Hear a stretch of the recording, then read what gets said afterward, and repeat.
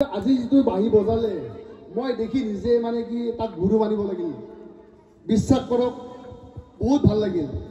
আমি অসমীয়াবিলাক এনেকুৱা যে মই এখন দোকান দিছোঁ, মোৰ কাষত যদি কোনোবা বেলেগ এজনে আহি দোকান এখন দিয়ে তাৰ মনটো ভাঙি যায়, কিন্তু মই কওঁ আমি সেইটো নকৰোঁ। যাৰ ভাল সি ভাল, তাক মানিবই লাগিব। আৰু চম্পক ধন্যবাদ।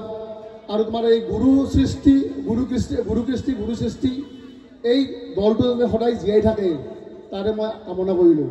আৰু লগতে অকণমান আগতে বৰষুণ আহিছিলে, সকলোৱে গম পায় বৰষুণ আহিছিলে, গম পাইনে বৰষুণ যে আহিছে পাই। তেতিয়াহ'লে কথাটো এনেকুৱা যে মানুহে যেতিয়া বিচাৰে নহয় অন্তৰেৰে ভগৱানকো বিচাৰি পায়। আগতে বৰষুণ নহ'লে মানুহে ঢেঁকী পুতিছিলে, খেতিয়কবিলাকে ঢেঁকী পুতিছিলে, চুৰ কৰি নি পেলাই ভেকুলী বিয়া পাতি দিছিলে, কিবা কৰিছিলে। আজি বৰষুণ অহাৰ কাৰণে যাতে বৰষুণ নাহে কি কৰে কওকচোন, কোনোবা ক'ব পাৰিব নেকি? বৰষুণ আহি থাকোঁতে বৰষুণ ৰখাবৰ কাৰণে কোনোৱে প্ৰফুল্ল কলিতা ক'ব পাৰিব নেকি? মই সেইটোৱে কৰি আহিছোঁ, ভগৱান খাতি চন্দিমাক খাতি। এই প্ৰভু কইনাৰ গাঁৱত বিহুখন হৈছে যাতে বৰষুণটো নাহে।